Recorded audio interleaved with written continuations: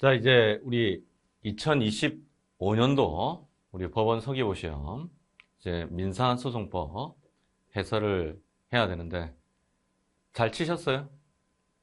잘 치셨다면 사실 이걸 볼 일이 없죠. 볼 일이 없습니다. 그렇죠?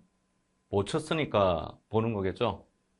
여러분이 합격을 하셨다면 뭐 대충 점수를 매겨보면 뭐 합격선에 있더라. 그렇다. 그러면 이걸 볼 일이 없죠. 면접반에 계시겠죠? 그렇죠.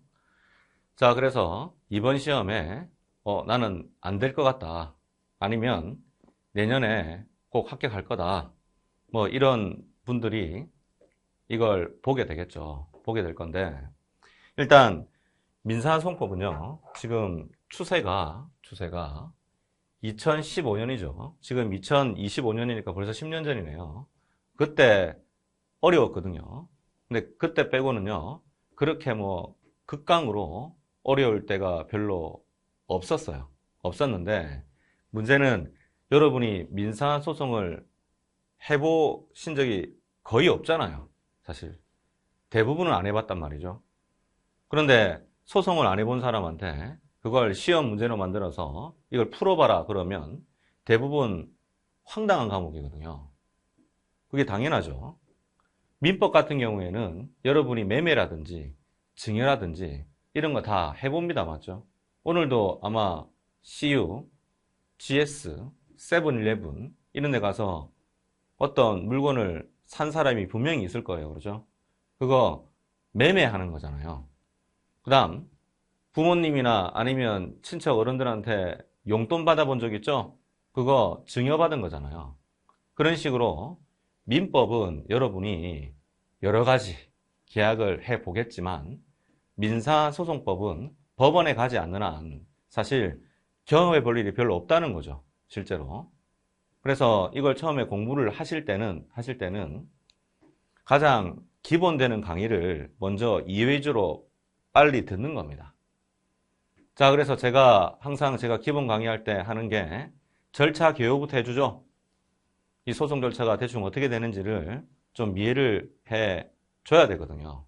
그런 바탕 아래에서 여러 가지 세부 논점들이 있단 말이죠. 특히 시험이니까 A급이 있고 B급이 있고 C급이 있고 뭐 그렇겠죠. 그런데 그때 문제가 좀 쉽게 나왔다. 그게 문제. 그러면 대부분 다 A급이 출제가 되었다는 얘기거든요. 다 공부한 데서 출제하니까요. 근데 B, C 사람들이 그렇게 중요하지 않다고 생각하는데 내버리면 좀 어려울 수 있죠? 어려울 수 있죠. 근데 작년과 재작년, 특히 이번 연도는 문제가 그렇게 어렵지 않았거든요. 문제가 그렇게 어렵지 않았는데 문제는 시험장이잖아요.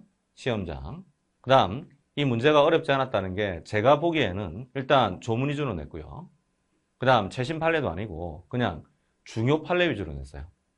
그래서 엄청나게 뭐 어려운 거는 제가 보기엔 하나도 없었다고 보이는데 또 시험 친 입장에서는 다를 수 있죠. 그 다음 문제가 쉬웠어도 100점을 맞기는 조금 힘들단 말이에요. 보통 보면 뭐 한 개라든지 두 개라든지 이 정도 틀리거든요. 틀리니까 자, 여러분이 1년을 공부하실 때 항상 그걸 명심하시고 특히 민소법은 이렇게 지금 출제 경향이 조문 위주, 그 다음 최신 판례도 안 해요. 중요 판례 위주로 나오고 있으니까 나중에 제가 OX 문제집이 있거든요. 얇은 게 있는데 뭐 누구는 또 안 얇다 그러죠. 근데 제가 보기엔 얇거든요. 그래서 그 부분만 열심히 보면 이번에도 한 95% 나왔어요. 거기서. 그래서 제가 뭐 한 문제 빼고는 다 나왔어요. 다 나왔기 때문에 그냥 그것만 열심히 봐도 되는데 문제는 그걸 열심히 볼 실력이 돼야 돼요. 여러분이. 실력이 돼야 되니까 혹시 공부가 아예 제로 베이스나 덜 돼 있다 그러면 기본 강의 같은 것을 꼭 들어보길 바랍니다. 그래서 객관식이니까 그냥 객관식 문제부터 먼저 풀어봐야지 민소는 안 될 겁니다. 해봤자. 왜? 아는 게 없다 이 말이에요. 민법은 가능할 수도 있어요. 왜냐하면 민법 같은 경우에 여러분이 타직렬, 다른 시험에서 민법을 잠깐 공부해 본 적도 있을 수 있다 이 말이에요. 근데 민사소송법은 여기하고 변호사 시험이 유일해요. 객관식으로 치는 것은 우리 시험하고 변시가 유일하기 때문에 경험해볼 일이 없어요. 우선 주관식 2차 민사소송법 해봤는데 그거하고 1차하고 크게 상관없어요. 1차는 철저하게 조문하고 이 판례 위주란 말이죠. 자, 그래서 지금 바로 밑에 문제를 보면 자, 1번 이렇게 나와 있죠. 그래서 가장 옳지 않은 거 이렇게 돼 있는데 자, 다툼이 있을 때 판례에 따르고 전원합의체 판결이 있으면 다수 의견에 따라라. 자, 그래서 1번은 2016년, 2017년 2년 연속으로 나왔던 뭐 유명한 판례이죠. 그래서 보조 참가인이 이렇게 나와 있는데 자, 갑이란 사람이 어떤 물건이 있었거든요. 근데 그 물건을 병이 훔쳤어요. 병이 그걸 을한테 팔았거든요. 근데 갑의 물건인데 을이 갖고 있으니까 갑이 을한테 그건 내 건데 당신이 왜 갖고 있냐 하면서 목적물 반환 청구를 하는 거죠.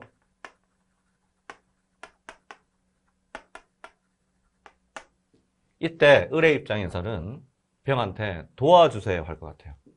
이걸 소송 고지라고 하고 우리 민소법 84조, 민소법 85조, 민소법 86조에 이렇게 규정이 되어 있거든요. 그럼 실제로 소송 고지를 한다는 것은 소송 고지도 참 이번에 시험에 나왔죠. 을이 직접 병한테 가서 소송 고지서를 전달하는 게 아니라 을이 소송 고지서라는 서면을 이 수소법원에 제출하거든요. 그럼 법원에서 그 소송 고지서를 병한테 송달을 해주는 겁니다. 그 소송 고지서를 병한테 그대로 송달을 이렇게 해주는 거거든요. 자, 그러면 송달 받으면 병의 입장에서는 어떻게 해야 되느냐? 만약에 이 소송에서 을이 지면, 패소하면 병한테 어떤 민법상 책임을 물을 수 있거든요. 그걸 담보 책임, 타인 권리 매매에 따른 권리 하자에 따른 담보 책임을 물을 수가 있다고 민법에서 배워요. 민법에서. 그게 관련 조문이, 근거 조문이 민법 570조고. 자, 그러면 이 소송의 승패에 따라서 병은 담보 책임을 지니 안 지니 하는 관계거든요.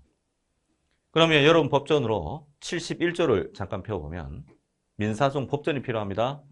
71조를 잠깐 펴보면 거기 보조 참가이고 소송 결과에 대한 이해관계란 말이 나와 있는데 이게 전형적인 소송 결과에 대한 이해관계예요.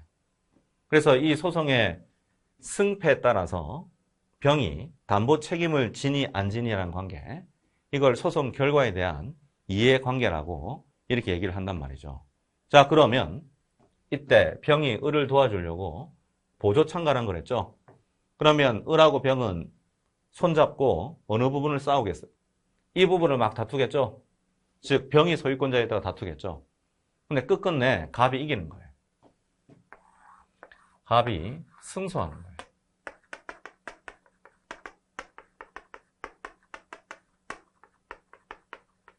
그 다음 이유 부분에서 갑 소유권이 있니 없니 이렇게 되는 거예요. 그렇겠죠. 자, 이때 이 판결이 확정되었어요.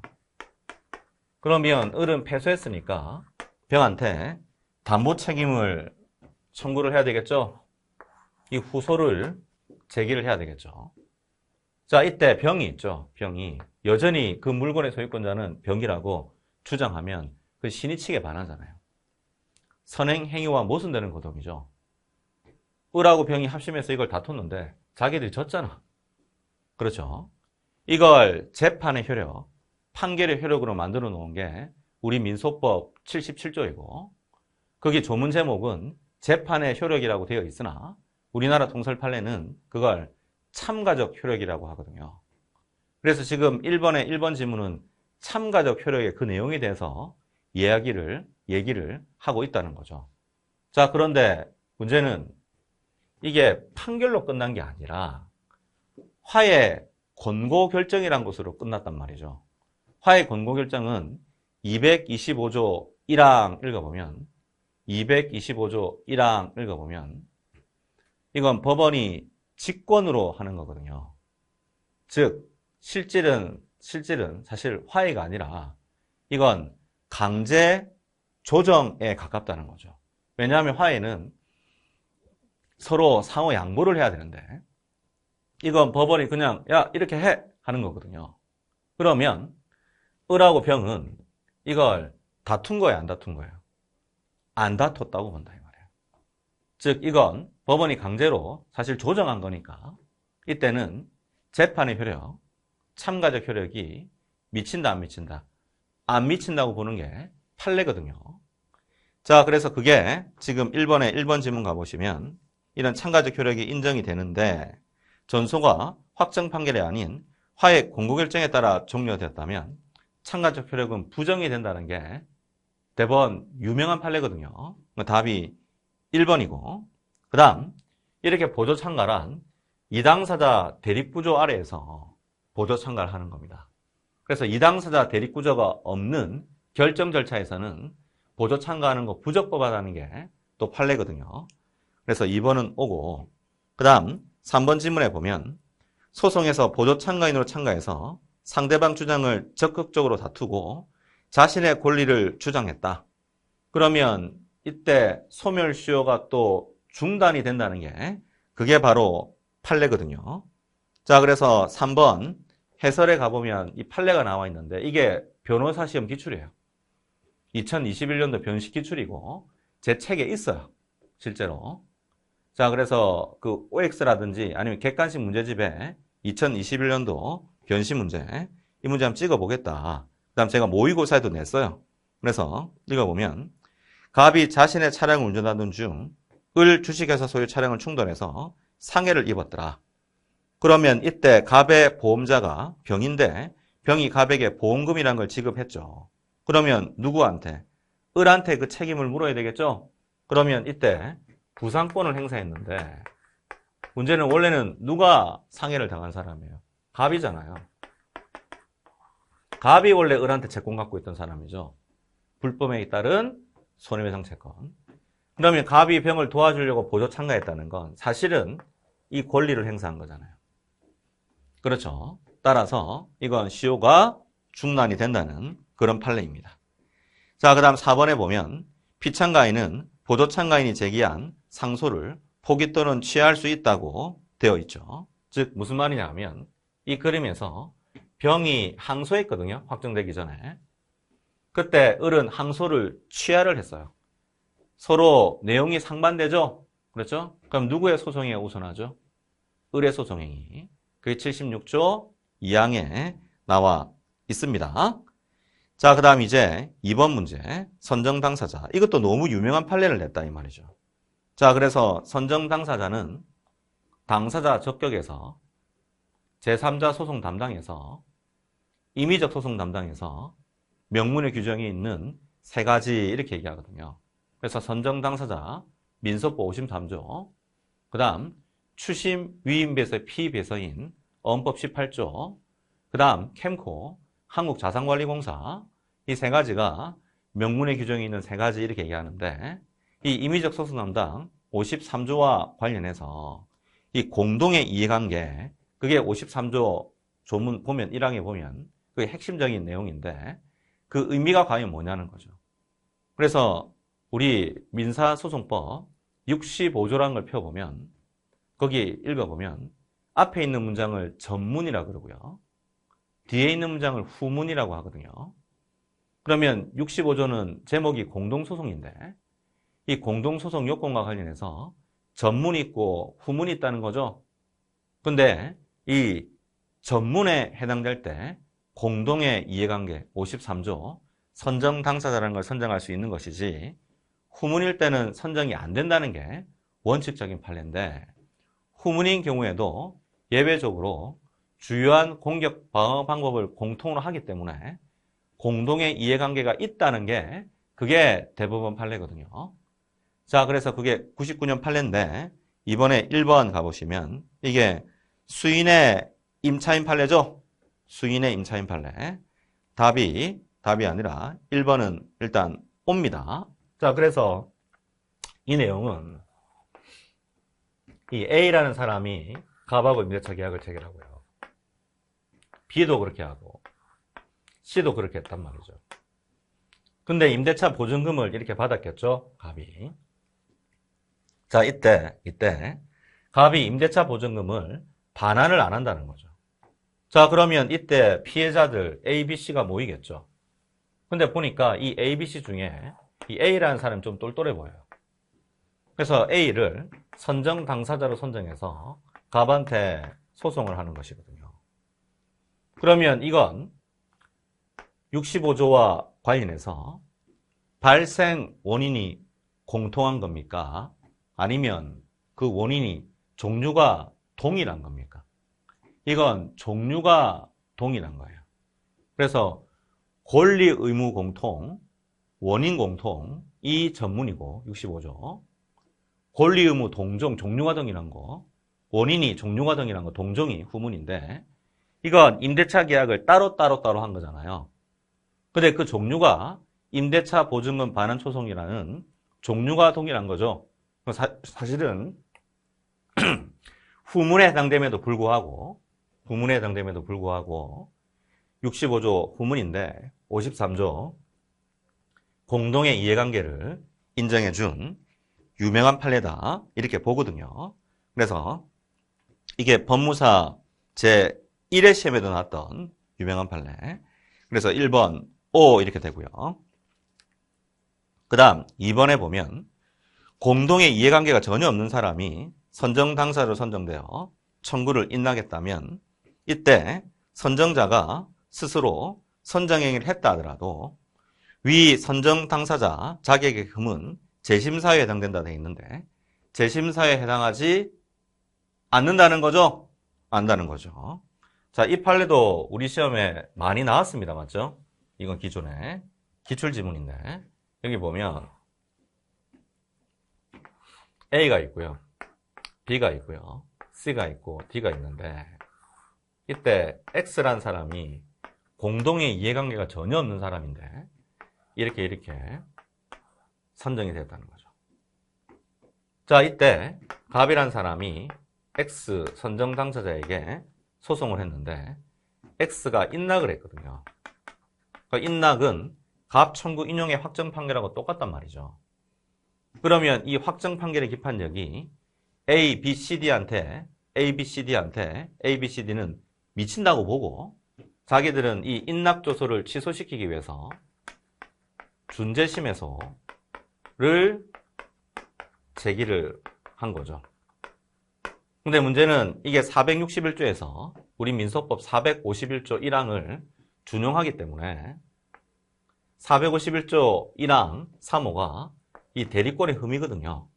그래서 이걸 재심사유로 다퉜는데 준재심사유 하긴 이때 재심사유가 없다는 거잖아요.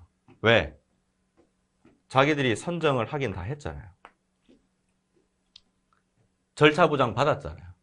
따라서 대리권의 흠은 있다 없다?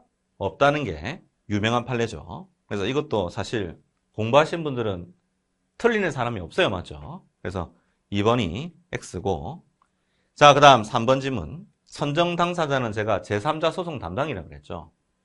그 다음 임의적 소송 담당이라고 그랬죠. 그러면 그 확정 판결의 기판력은 선정자들에게 무조건 미치게 돼 있거든요. 그게 우리 민소법 218조 1항이고 그다음 기판력이 미치니까 우리 민사집행법 31조에 따라 승계집행문이 부여가 되는 거죠. 자, 그래서 그게 3번이고요. 자, 그 다음 4번도 우리 시험에 너무 많이 나왔던 기출지문이죠.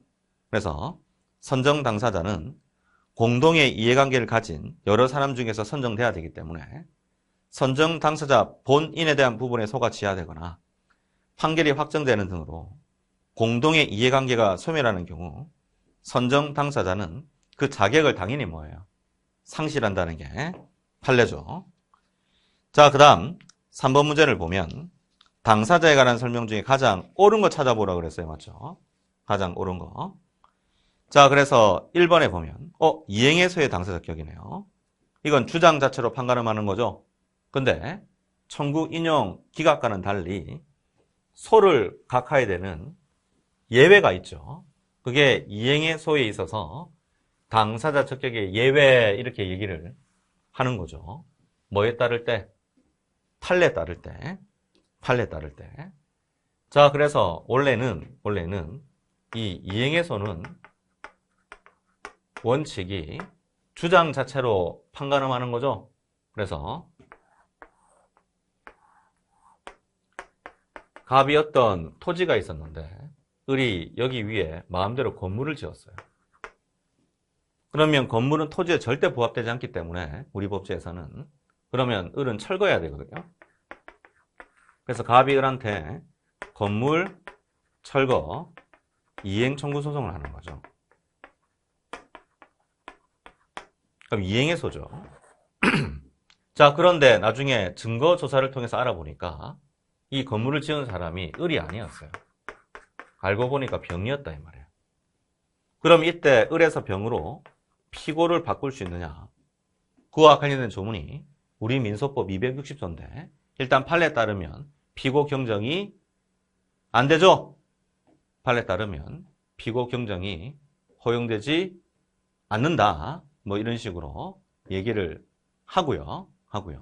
그 다음 그럼 저는 궁금한 게 갑이 을한테 계속 소를 제기했다는 거죠. 그럼 이거 어떻게 될까요? 이때 우리나라 통설 판례는 갑은 원고라고 주장했죠. 을은 피고라고 주장되었죠. 그럼 형식적인 당사자 적격은 갖는 것이고 본안에서 철거 의무는 병이 있는 거지 을이 있는 게 아니잖아요. 따라서 이 부분 청구를 기각해야 되거든요. 이렇게 본안 판결해야 되죠. 이게 이행의 소에 있어서 당사자 적격 원칙이다. 이렇게 얘기하는 거죠. 자, 그래서 그게 지금 1번에 적혀 있는 부분인데 문제는 이에 대한 예외가 있다는 거죠. 다른 말로 하면 청구 기각이 아니라 소각합 판결을 해야 되는 게 있죠. 자, 그래서 예원이 뭐냐? 등기부를 펴보니까 원래 갑부동산인데 을 이름으로 마음대로 이전 등기되어 있는 거예요. 그래서 이게 원인무효 등기예요. 원인무효 등기. 그럼 원인무효 등기면 갑이 을한테 소유권 이전 등기, 말소 이행의 소를 제기해야 되는 건 그건 너무 당연하잖아요. 너무 당연한데 도 불구하고 나중에 갑이 알아보니까 이건 을하고 병하고 통모를 해가지고 이 등기부를 위조를 했던 거예요. 대신 병은 등기부에 명의가 전혀 없는 사람인데도 불구하고 갑이 병에게 소유권 이전 등기, 말소 이전 청구를 하는 거죠. 그래서 이전 등기, 말소, 이행해소, 이행 청구 소송을 제기를 한 거예요. 그러면 이것도 여기하고 똑같이 청구를 기각해야 되나요? 아니라는 거죠. 왜? 말소에 주목하는 게 판례죠. 무슨 말이냐? 이 그림에서 병은 등기부상 명의 없음이 너무 명백하잖아요. 그렇죠. 지금 등기부를 펴보니까 을 이름 돼 있지 병 이름 돼 있은 적이 없어요. 그렇죠. 그래서 이때 우리 대법원 판례는 소를 뭐합니까? 각하를 해버리죠. 소를 뭐합니까? 각하를 해버리죠. 그게 지금 1번에 보면 이때 등기 의무자가 아닌 자나 등기에 관한 이해관계가 있는 자가 아닌 자를 상대로 말소를 구하는 이행해소. 이건 부적법한 소송이라는 게 판례거든요. 견해 대립은 있지만. 그래서 1번이 X죠. X죠. 그 다음 예외 2번이 있죠. 예외 2번.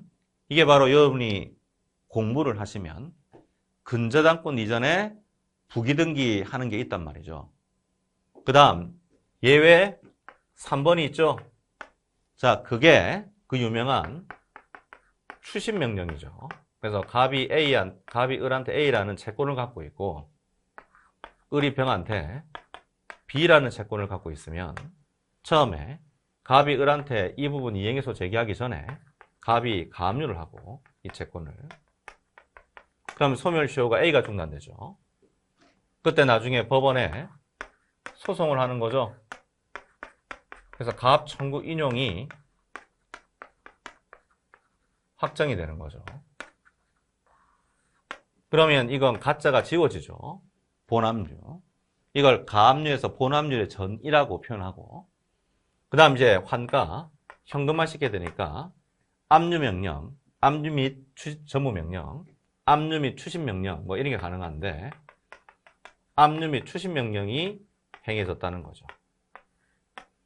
자, 그래서 이게 이날 행해졌는데 문제는 을이 원고, 병이 피고화되어서 벌써 이 채권행위에서 이행해소를 제기하고 있었죠, 이날. 그럼 이 소송 어떻게 해야 돼요? 각하합니다. 맞죠? 을은 당사자 적격을 상실하고 이때 청구 기각이 아니라 소를 각하하게 되죠. 자, 그게 2번이고요. 자, 이때 용어 정리하면 채권자, 채무자, 제3채무자 이렇게 되거든요. 채권자, 채무자, 제3채무자. 자, 그래서 2번은 맞죠? 맞죠? 자, 그래 답이 2번이고요. 옳은 거 찾아보라 그랬으니까. 그다음 3번은 뭐 우리 무시하고 있는 거죠? 그래서 채권자 취소 소송에서 채무자는 판례에 따르면 채무자는 피고 적격이 없습니다. 맞죠? 3번도 X고. 그다음 4번에 보면 채권자 대위 소송에서 피보존 채권에 흠결이 있으면 이건 우리나라 통설 판례에 따르면 당사자 적격이 없는 거죠. 그래서 소를 각하해야 되는 거죠. 소를 각하해야 되는 거죠. 4번도 X입니다. 자, 그래서 사실은 이거 뭐 틀린 사람이 없을 것 같은 그런 문제다 이 말이에요. 그 다음 4번에 보면 기일의 혜태죠. 기일의 혜태. 그래서 같은 말이 뭐죠? 당사자의 결서 이렇게 얘기하는 건데 옳지 않은 거. 1번에 보면 변론기일에 일단 출석했다가 변론함이 없이 임의로 퇴정하거나 소란 행위 등으로 퇴정 명령을 받아서 퇴정을 해버렸다면 기일 혜태에 해당합니다. 판례입니다. 결석입니다.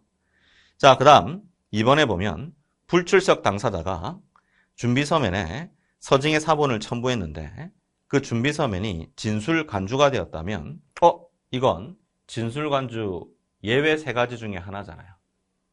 그렇죠? 그래서 예외 3가지가 원래는 변론관할, 그 다음 청구인락, 그 다음 증거신청, 이 서증신청인데 청구인락은 2002년도에 148조 2항으로 조문으로 해결을 해버렸고 남아있는 게 변론관할하고 증거신청인데 이건 진짜 나와서 변론해야 되죠? 진짜 나와서 증거신청해야 되는 거죠. 자, 그래서 진술간주 안 된다. 이것도 공부한 사람들이면 누구나 아는 우리 시험에서 무수하게 출제됐던 그런 지문이죠. 그래서 답이 2번이고요.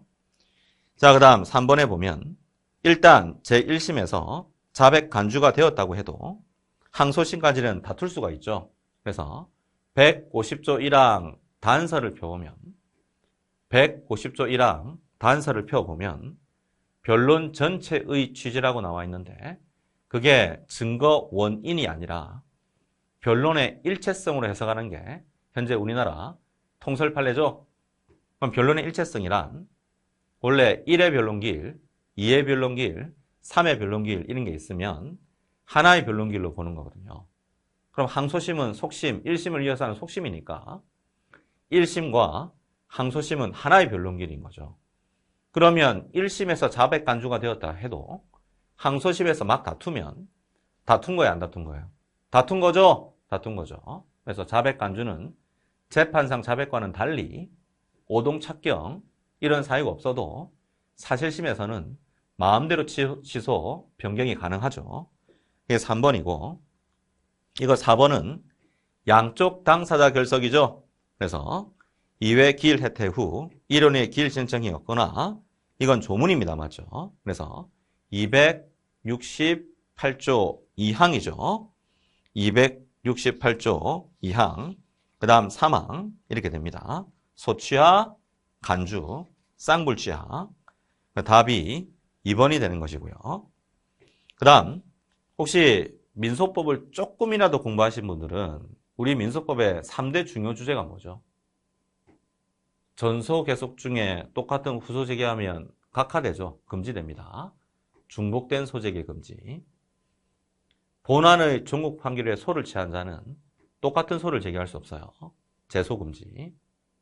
그 다음 전수에서 확정 판결 받아놓고 똑같은 소를 제기하면 그때는 소송물 동일, 선결관계, 모순관계 이런 데 해당되면 기판력이 미칠 수가 있죠. 그 기판력 문제잖아요.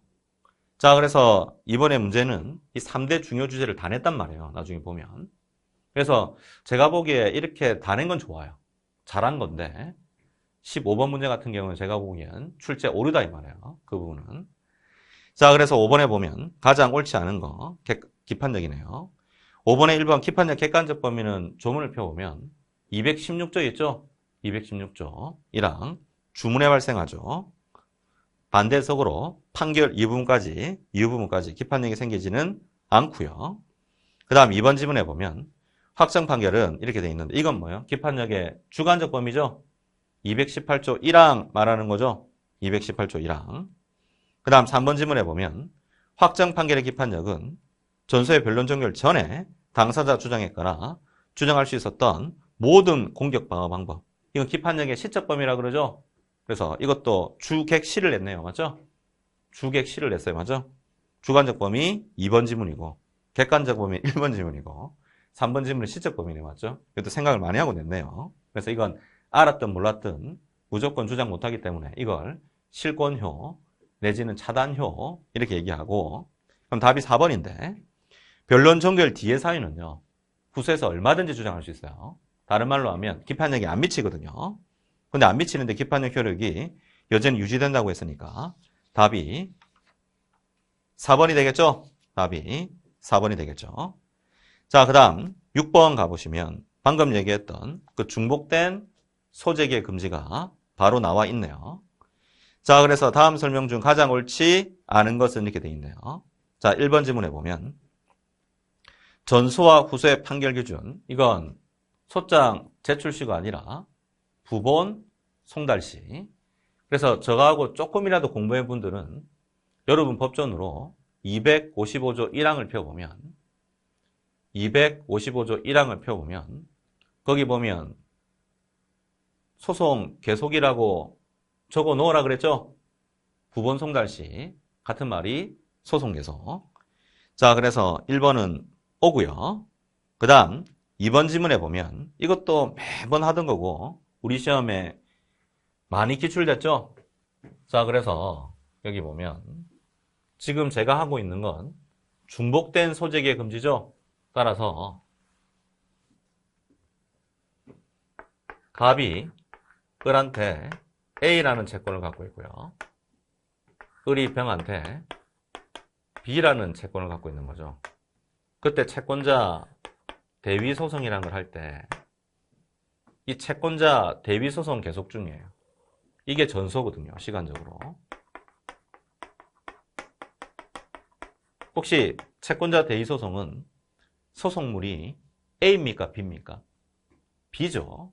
B를 대신 행사하는 거죠. 그렇죠. 자, 이때 을이 병한테 이행해소를 제기하는 거예요. B에 기해서. 그럼 이게 후소거든요. 그러면 전소 계속 중에 똑같은 소를 제기한 겁니까? 예. 259조 중복된 소재기의 금지는 기판력 있는 판결에 모순 접촉을 막자는 취지이고 그러면 이때 비록 이 사람은 갑이고 비록 을이지만 어차피 이 확정 판결의 기판력은 을한테 미치게 되거든요. 그게 우리 민소법 218조 3항이고 대신 을이 대위소송 계속 중임을 알았을 때 미친다. 절충설, 절차보장설 뭐 이런 식으로 얘기를 하거든요. 자, 그런데 문제는 이건 확정 판결의 효력이 을한테 미치는 문제가 아니라 대위소송 계속 중에 을이 병한테 후소를 제기를 하는 거죠. 그럼 이건 중복된 소재기 금지의 문제잖아요. 그렇죠? 자, 이때는 을이 대위소송 계속 중임을 알았든 몰랐든이거든요. 왜 알았든 몰랐든이냐? 어차피 각하에도 이 대위소송이 살아있으니까 을은 갑을 도와주려고 참가란 걸 하면 된다는 거죠. 그러면 을이 갑을 도와주려고 참가하면 되니까 알았든 몰랐든 무조건 각하해도 된다는 게 대법원 판례 긍정선인데 그걸 냈어요. 그래서 2번 읽어보면 알았는지 여부를 불문하고라고 나와있죠. 정확합니다. 그래서 2번 옵니다. 자, 그 다음 이거하고 비교하는 게 있죠. 그게 뭐예요? 채권자 취소 소송이죠. 이 피보전 채권을 보전하기 위해서 을하고 병 사이에 사회행위가 있는 거죠. 그러면 갑이 원고고 병 수익자, 피고가 되어서 채권자 취소 소송을 하는 거죠. 그럼 채권자 취소권은 채권자 대위권하고 어떻게 달라요? 채권자 취소권은 고유한 권리입니다. 남의 권리를 대신 행사하겠다는 게 아니잖아요. 그러면 이건 소송을 할 수밖에 없죠? 그러면 이건 자기 고유 권리 행사하고 있는 거거든요. 자, 그런데 다시 정이라는 다른 채권자가 이 B라는 채권을 보존하겠다 그러면서 똑같은 사행위를 취소하겠다고 들어가도 이건 채권자 취소 소송이 될 수가 없거든요. 채권자 취소 소송이 될 수가 채권자 취소송이 되는데 중복 소송이 될 수가 없거든요. 왜? 이건 자신의 고유한 권리고 이건 정의 또 고유한 권리니까 중복 소송이 아니라는 게 판례죠. 자, 그래서 답이 3번입니다. 답이 3번이고 이것도 사실 기출지문이에요. 이거. 자, 그 다음 4번에 보면 전소의 소송 요건에 흠이 있다 하더라도 전소가 부적법 각하되기 전까지는 259조의 전소기 때문에 변론 종결 시까지 전소가 소송 계속이 소멸되지 않는 한 후소가 중복 소송이죠. 자, 그래서 4번 이건 오고요. 대신 이 6번은요. 중복 제소 금지는 2002년 전에 쓰던 말이에요. 지금은 중복된 소재기의 금지라고 합니다. 제소란 말이 일본 말이어서 소재기로 2002년도에 민소법 개정할 때, 전면 개정할 때 용어를 전부 다 바꿨거든요. 그래서 이 출제자는 지금 2002년 전에 출제하고 있는 거죠? 출제하고 있는 거죠. 실제로 우리가 2차 시험, 법무사 시험, 그 다음 변리사, 공인노무사, 특히 변호사 시험 같은 경우에는, 특히 변시 같은 경우에는 이 중복제소 금지 이렇게 쓰지 말라 그럽니다. 왜냐하면 이건 중복된 소재기의 금지가 맞거든요. 중복제소 금지는 옛날 말이라 그랬잖아요, 제가. 바꾼 지가 언젠데 그렇죠. 이건 조금 출제할 때 용어를 달리 써야 되는 것이고. 자, 그 다음 7번 가보시면 소송 이송에 관한 설명 중에서 가장 옳지 않은 것은 자, 1번에 보면 소송의 당사자에게 관할 위반을 이유로 한 이송 신청권이 있는 것은 아니고요. 여기까지 맞는데 법원이 당사자 신청에 따른 직권 발동으로 이송 결정이란 걸 했다면 그건 즉시 항고가 허용되는데요. 답이 1번이네, 맞죠? 이것도 기출지문이에요. 이 2018년 판례 시험에 나왔거든요. 자, 그래서 여기 잠깐 보면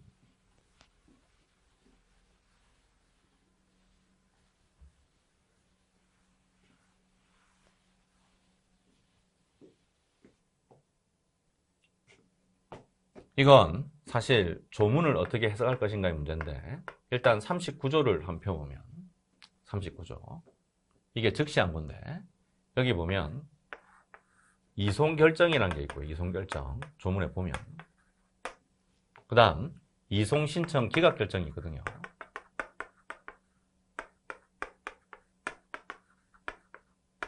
그래서 이송신청, 이 기각결정이든 이송결정이든 즉시 항고할 수 있다고 39조에 적혀 있잖아요. 자, 그런데 이와 관련해서 이 34조 1항이 문제가 되는 거예요. 34조 1항이 문제가 돼요. 즉 34조 1항과 관련해서 35조 아니면 34조 2항 3항 조문을 좀 비교를 해보면 34조 2항 3항이나 35조에서는 당사자의 신청이란 말이 분명히 있죠. 읽어보면. 그렇죠? 근데 유독 34조 1항에서는 이게 관할 위반인데 관할 위반일 때 그 그 당사자에게 이송 신청권이라는 게 규정이 안 돼 있잖아요. 규정이 안 돼 있거든요. 그럼 이송 신청권이 있는 거예요, 없는 거예요? 없다고 보는 게 일단 판례 실무예요. 없다고 본다. 그러면 갑이 을한테 소를 제기했는데, 갑이 을한테 민사소송을 제기를 했는데, 이 법원이 자기가 A라는 법원이라고 해봅시다. 자, 그때 을이 있죠, 을이. 이건 관할권이 없는 법원이라고 을이 이송 신청을 해도 을은 이송 신청권이 있어요, 없어요? 없거든요. 그러면 39조에서 얘기하는 이송 신청 기각 결정이란 을한테 이송 신청권이 있을 때 법원이 너 이송 신청은 이유가 없다. 아니면 부적법하다. 그때는 각하를 해야 되는데. 즉, 을이 이송 신청권이 있을 때를 전제한 조문이라고 해석을 해요. 그래서 이때 을한테 이송 신청권이 있을 때 이송 신청 기각 결정하면 뭐 할 수 있단 말이에요? 즉시 항고할 수 있다고 해석을 합니다. 그러면 35조로 을이 이송 신청을 하면 그때 이송 신청이 기각되면 을은 뭐 하면 돼요? 즉시 항고하면 되거든요. 근데 지금 제가 하고 있는 건 34조를 하고 있는 거잖아요. 특히 34조 1항은 을한테 이송 신청권이 있어요, 없어요? 없거든요. 그러면 사실은 법원이 이송 신청권이 없는 상태에서는, 즉 을한테 이송 신청권이 없는 관할 위반의 경우에는 법원은 이런 이송 신청 기각 결정이란 재판을 아예 할 필요가 없어요, 원래는요. 그런데 법원이 실수해가지고 이송 신청 기각 결정이란 걸 했다는 거죠. 그러면 이때 을이 즉시 항고를 할 수 없다고 보는 게 93년 대법원 전원합의체다 이 말이에요. 왜? 을은 관할 위반했다는 이송 신청권이 없으니까요. 자, 그러면 이때 이 결정은 불복할 수 없는 결정이죠. 이 결정은 불복할 수 없는 결정이잖아요. 그렇죠. 자, 그러면 이때 불복할 수 없는 결정이면 449조를 잠깐 펴보면, 법전 펴보면, 거기 1항 읽어보면 헌법 위반이 있을 때 대법원에 특별 항고라는 건 가능해야 되는데 우리 대법원 판례는 별다른 이유도 없어요. 근거도 없어요. 특별 항고조차 허용되지 않는다. 이렇게 판시를 하거든요. 그게 바로 우리 대법원 판례 93년 대법원 전원합의체 다수의견 논리가 이거거든요. 다수의견 논리가 이거라는 거죠. 대신 비교하는 게 이 이송 결정하는 거 있죠. 그러면 갑이 을한테 A라는 법원에 소를 제기했는데 을이 있죠. 이거 관할 위반이다. 그래서 이송 신청해라. 이송해라 하고 이송 신청을 막 했어요. 신청권 없거든요. 없지만 법원이 을의 주장을 들어보니까 맞아. 을의 주장이 옳아. A 법원은 관할권이 없는 것 같아요. 그래서 이송 결정을 했다고요. 이송 결정을. 그러면 이건 을의 주장 때문에 이송 결정을 한 겁니까? 아니면 법원이 직권으로 이송 결정한 겁니까? 법원이 직권으로 이송 결정한 거죠. 왜? 을한테는 이송 신청권이 없잖아요. 그러면 이 직권 이송 결정과 관련해서 혹시 누가 불만이 있을 것 같아요? 갑이죠. 갑은 A한테 제기했는데 A 법원에.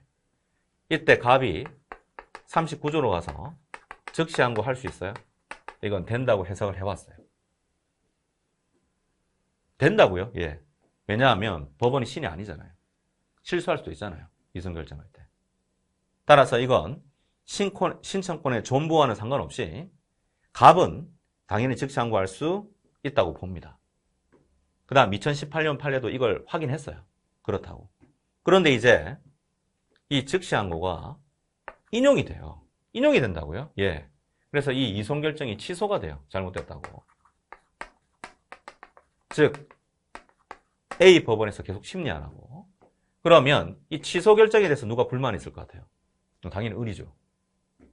그렇죠. 그럼 을이 이건 항고심의 재판이 되거든요. 항고심의 재판, 2심의 재판이 되니까 을은 재항고를 해야 되는데 어디? 대법원에. 이 재항고할 수 있을까요? 이게 안 돼요. 안 된다고요? 왜 안 되죠? 을은 처음부터 이송 신청권이 없는 사람이었잖아요. 그게 바로 2018년 유명한 판례이고, 그게 지금 7번 가보면 1번이죠. 그 1번 해설에 가보면 이 판례가 소개가 되어 있는 거예요. 그래서 이건 너무 유명한 판례여서 아마 다 맞췄을 것이라고 생각이 들고, 이건 또 나올 수 있습니다. 2번 정도 나왔지만 또 나올 수도 있어요. 자, 그래서 1번이 X고요. 자, 그 다음 7번의 2번 지문은 38조 이송결정의 구속력이라 그러죠. 그래서 전속관할을 위배해도 이송결정 구속력이 원칙적으로 미치죠. 대신 상급심에는 안 미치죠. 상급심 불구속설. 그래서 2번 O. 자, 그 다음 이 3번하고 4번 지문은 여러분이 34조를 펴보시면 34조 2항 3항인데 순서를 거꾸로 해가지고 3번 지문에서는 34조 3항을 내고 4번 지문에서는 34조 2번 2항을 내고 이렇게 했습니다. 그래서 이걸 34조를 제가 조문을 외우라고 매번 강조를 했는데 시험에 조문이 나왔다 이 말이죠. 자, 그 다음 8번 가보시면 반소 청구 변경이죠.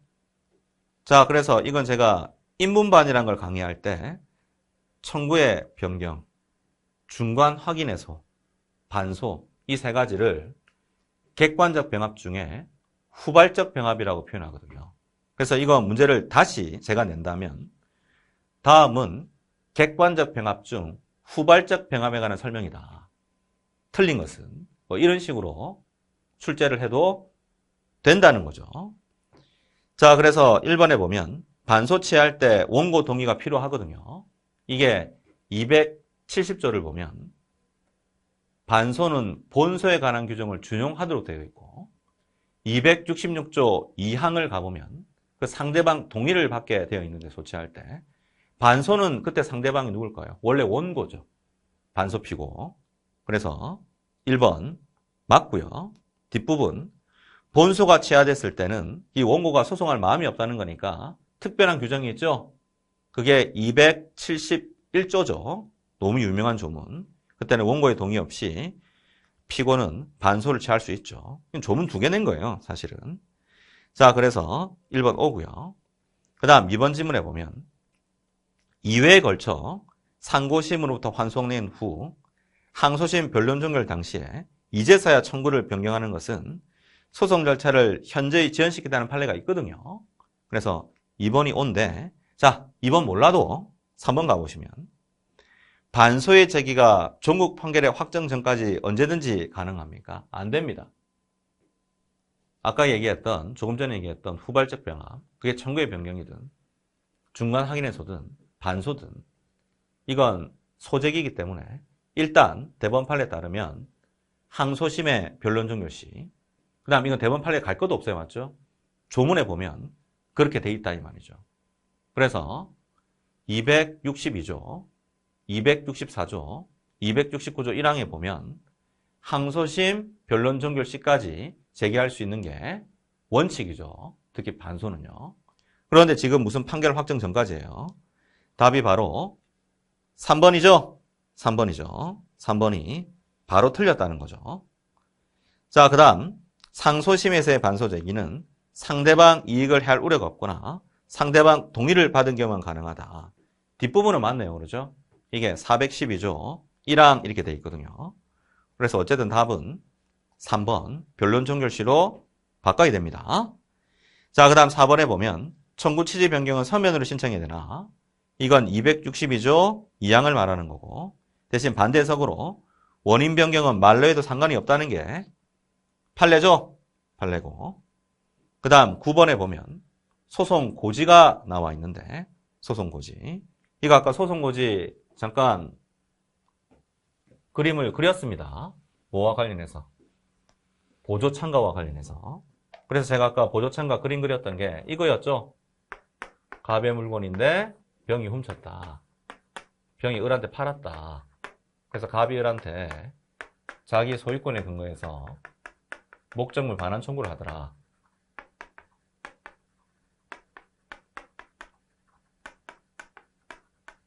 그때 을은 병한테 담보 책임을 물을 수가 있다는 거죠.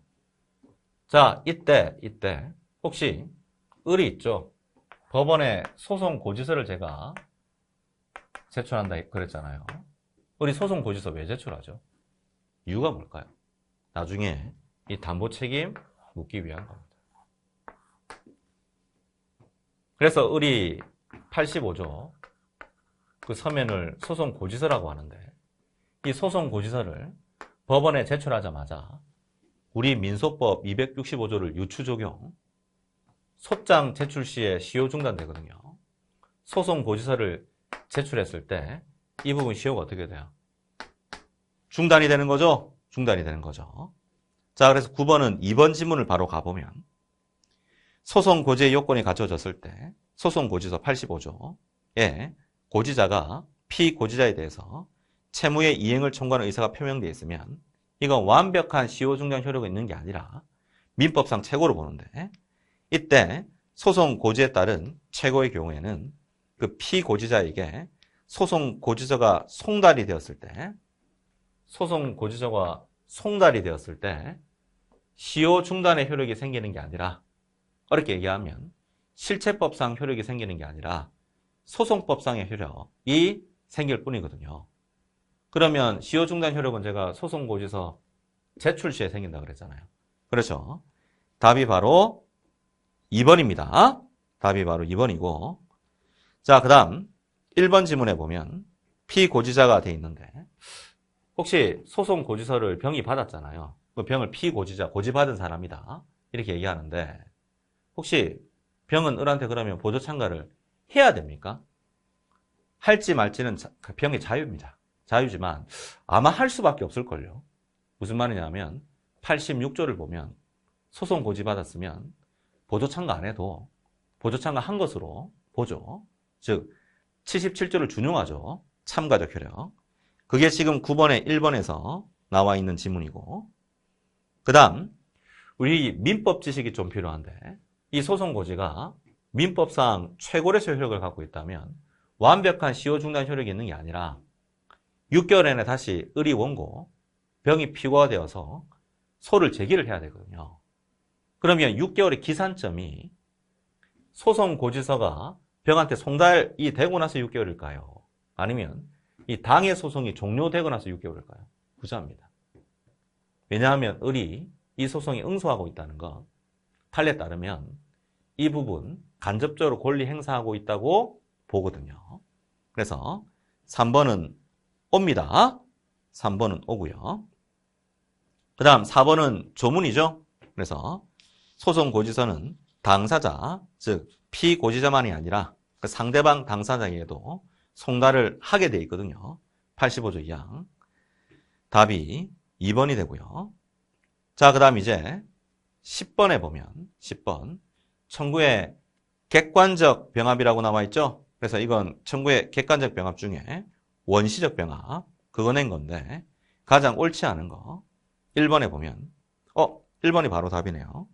너무 유명한 판례인데 예비적 병합의 경우에 주의적 청구기가 예비적 청구 인용의 1심 판결에 대해서 피고만 항소했을 때 그때 전부 확정 차단되고 2심은 되죠. 상소 불가분의 원칙.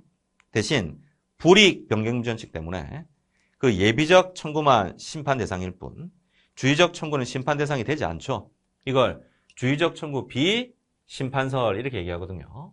그래서 답이 바로 1번이 되죠. 답이 바로 1번이 되는데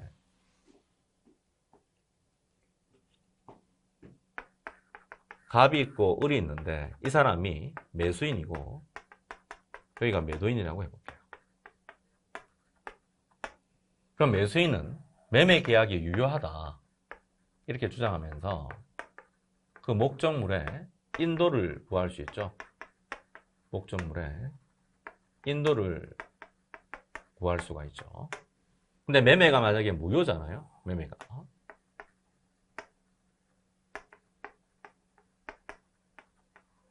그럼 갑이 을한테 대금을 준 게 있을 거니까 을이 그 대금을 부당 이득하고 있는 거죠. 그러니까 대금에 대해서 반환 청구란 걸 할 수가 있는 거죠. 할 수가 있는 건데 이때 이건 심판 순위를 정한 거죠. 그럼 이게 주의적 청구, 이게 뭐예요? 예비적 청구 이렇게 되겠죠. 자, 그래서 심리를 해보니까 1차 청구는 기각했고요. 주의적 청구. 2차 청구는요. 인용을 한 거죠. 그때 을만 항소하는 거죠. 을만. 대신 상소 불가분의 원칙 때문에 전부 확정 차단되고 이심된다. 왜? 전부 판결이 한 개니까. 대신 불이익 변경비 원칙. 즉 을은 어디만? 여기만 항소했죠. 이건 자기가 이긴 거니까요. 근데 항소심 법원이 이걸 심리해서 인용으로 바꿔버리면 을한테 불리하잖아요. 그래서 이 부분, 주의적 청구 부분은 심판 대상이 되지 않는다. 이게 현재 우리나라 통설 판례 태도이죠. 이걸 주의적 청구 비심판설이라고 하죠. 그래서 1번이 바로 답이고요. 이것도 기출지문이에요.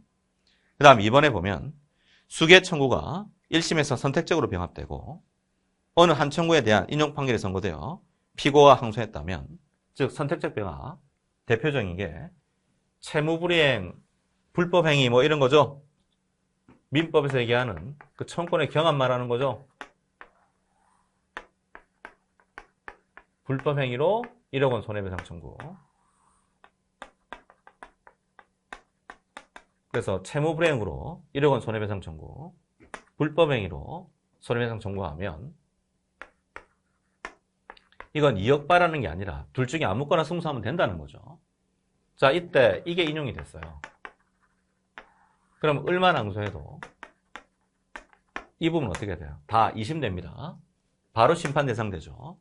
그게 지금 2번이 되는 것이고 그 다음 3번에 보면 수개 청구가 선택적으로 병합되고 그중 어느 하나의 청구에 대한 인용 판결이 선고되어 피고가 항소했다면 항소심이 청구를 인용할 때는 선택적으로 병합된 수개 청구 중 어느 하나를 임의로 선택해서 심판할 수가 있다 없다.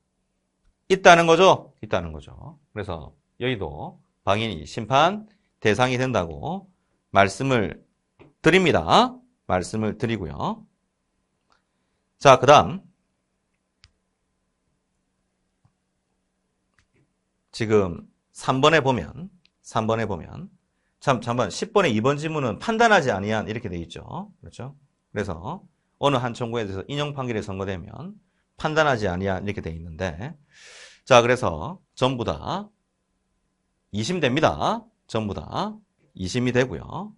자, 그 다음 4번 질문 가보시면 예비적 병합에서 주의적 청구를 배척하면서 예비적 병합에서 주의적 청구를 배척하면서 예비적 청구에 대해서 판단하지 아니한 판결을 했을 때 그 판결에 대한 상소가 제기되면 이건 유명한 판단 누락설이라 그러죠?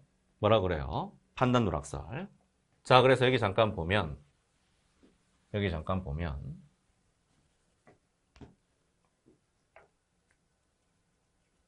판단 누락설.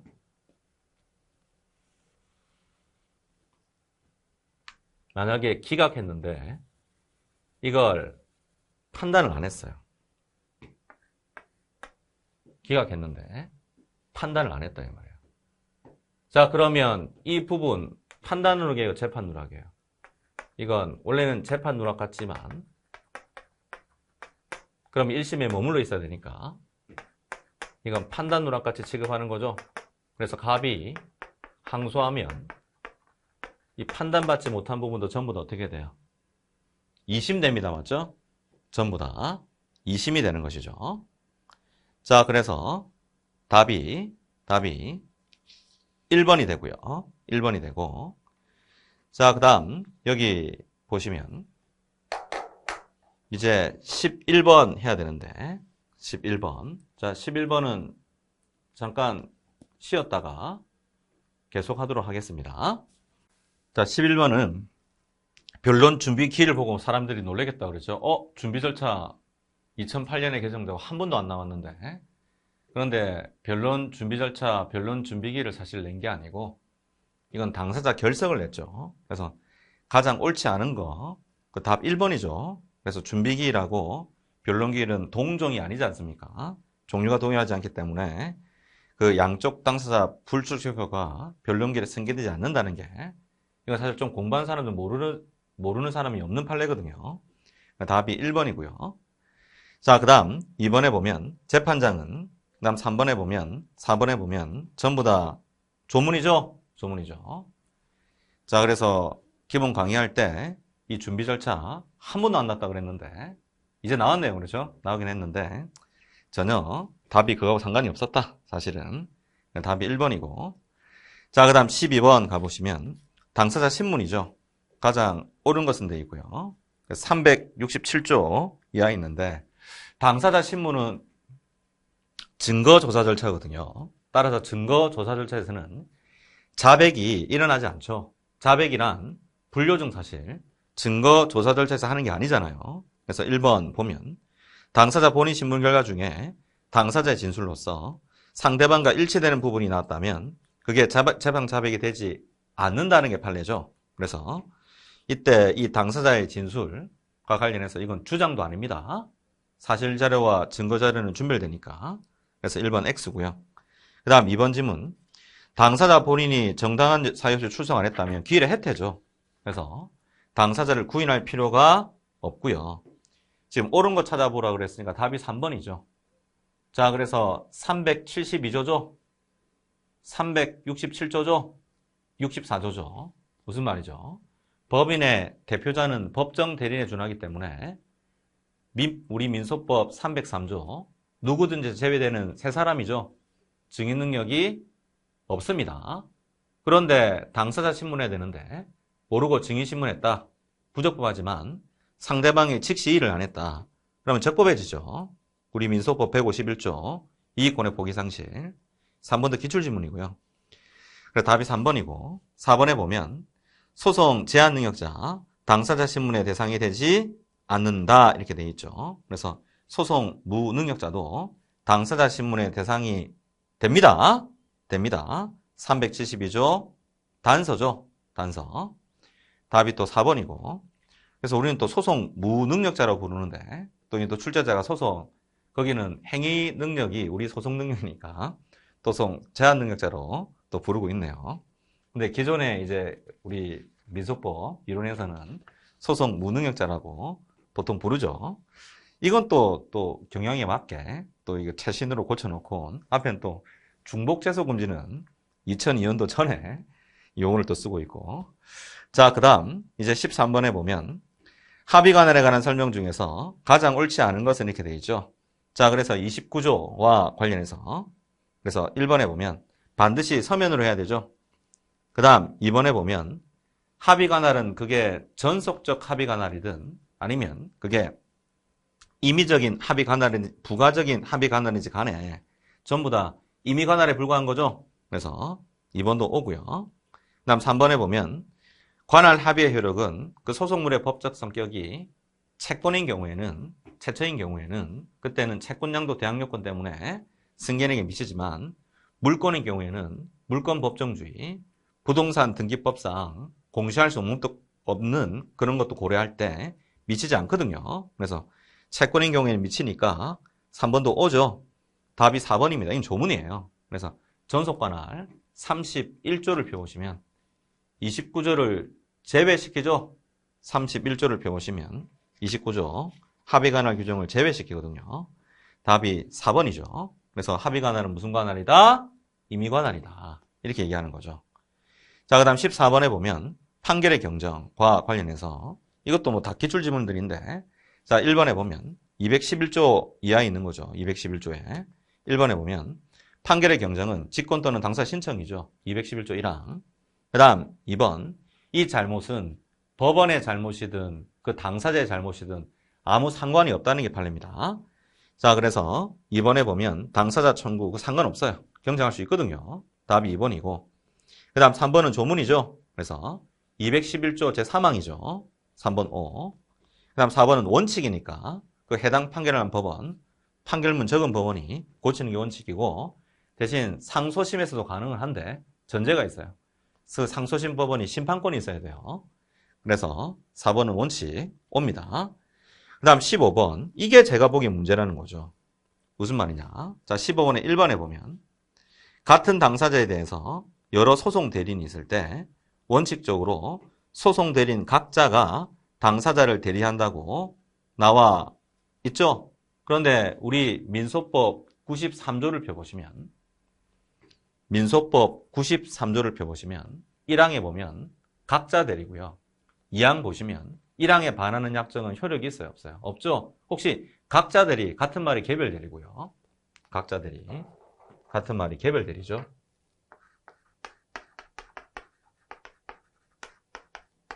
개별 대리 원칙. 그래서 우리 민사소송법은 이 개별 대리라고 되어 있죠. 오히려. 그 다음 이때 혹시 반대말이 뭡니까 이거? 이 공동 대리거든요. 이건 동의하시죠? 이 반대말입니다. 자, 그러면 지금 지문을 읽어보면 원칙적으로는 각자가 당사자 소송된 각자가 개별적으로 각자가 당사자를 대리한다고 되어 있으니까 그러면 예외적으로는 공동 대리가 되는 겁니까? 1번 지문 읽어보면 그런 게 되잖아요. 무슨 말이냐? 이건 민법 지문이죠. 민법이 119조를 읽어보면 민법 119조 각자 대리가 원칙이지만 개별 대리 원칙이지만 법률의 규정이나 다른 약정이 있으면 그러하지 아니하다. 다른 말로 하면 공동 대리가 가능한데 우리 민소법 93조 1항 2항 비교해보면 민법 119조하고는 달라요. 우리는 무조건 각자 대리 개별 대리입니다. 공동 대리 약정해도 그건 무효거든요. 그건 법원이나 당사자는 대항도 못해요.